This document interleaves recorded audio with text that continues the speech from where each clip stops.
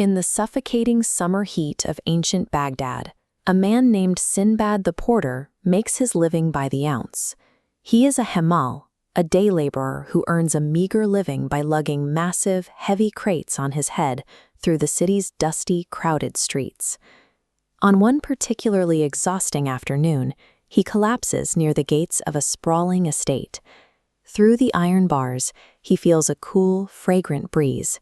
He hears the light plucking of a lute, and the heavy scent of roasted meats drifts into the alleyway, mocking his empty stomach. Staring at this paradise, the porter recites a bitter poem toward the heavens. He asks why some men are allowed to live like lords in comfort and delight, while he is forced to live like a brute, breaking his back every morning just to wake in woe. Before he can pick up his load and leave, a servant boy pulls him inside. He is marched into a grand dining room and placed directly before the master of the house. The wealthy merchant asks for his name, and the porter realizes they share the exact same one, Sinbad. The wealthy Sinbad, Sinbad the sailor, heard the bitter poem at the gate. He challenges his namesake's resentment by explaining that the luxury in this room required a payment of blood, terror, and years of physical hardship. He endured the depths of the world before he could enjoy its heights. It raises a question that still follows the path of the wealthy today. Is legendary fortune the result of unjust luck, or the hard-won spoils of someone who survived life's most punishing trials? The sailor's story begins with the loss of everything.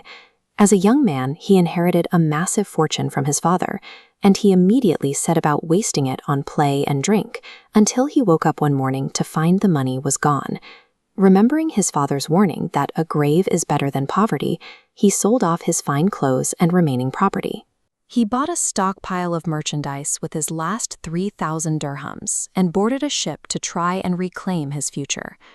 This photograph shows the scale of the ancient water trade networks where these voyages began.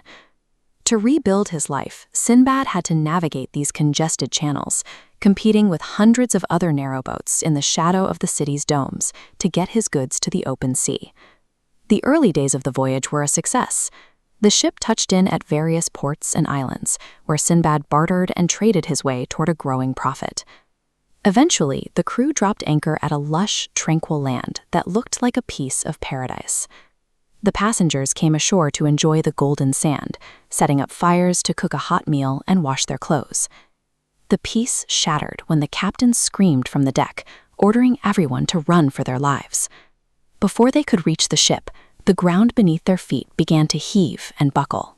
This island is a colossal, ancient whale. Trees and sand had settled on its back over centuries of sleep, but the heat of the cooking fires pierced its skin and woke the monster from the deep.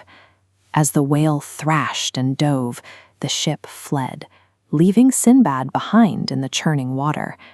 To survive the night, he desperately clung to the small wooden trough he had used to wash his clothes, watching his companions disappear into the distance.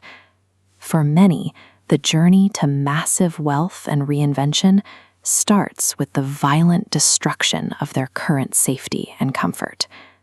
The morning tide washed a half-dead Sinbad onto the shores of a high-hilled island. He survived the first few hours by crawling on his hands and knees toward the woods, foraging for nuts and spring water to recover his strength. While exploring the island, he discovers a beautiful, noble mare tethered on the beach. She is a gentle creature, nibbling grass from his hand, seemingly his only companion in this new world. Suddenly, a monstrous white sea stallion charges out of the crashing ocean waves. It attempts to seize the mare's rope in its mouth to drag her back into the depths of the sea. Sinbad intervenes. He grabs a stick and launches a furious attack on the stallion, beating it around the head until the creature retreats back into the waves.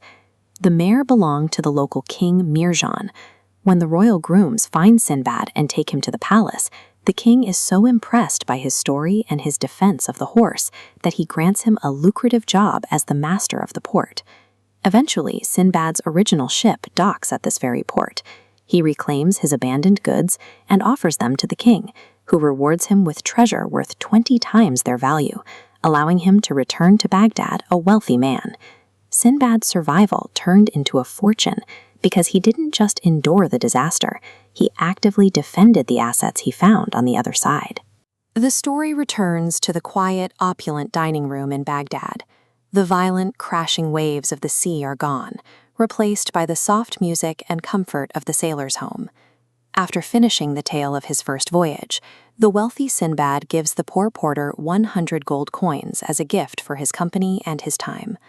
The porter walks home with a new understanding of the room he just left. He now sees the fine clothes and roasted meats as trophies belonging to a man who survived the ocean's teeth. This graphic shows the distribution of a merchant's life. Above the surface sits the gold, the visible wealth that triggers envy. But the massive, jagged weight below the water is the foundation of risk and suffering that actually holds the gold up. It suggests that true success requires us to look past the destination of others and instead prepare ourselves for the terrifying, unpredictable voyages of our own.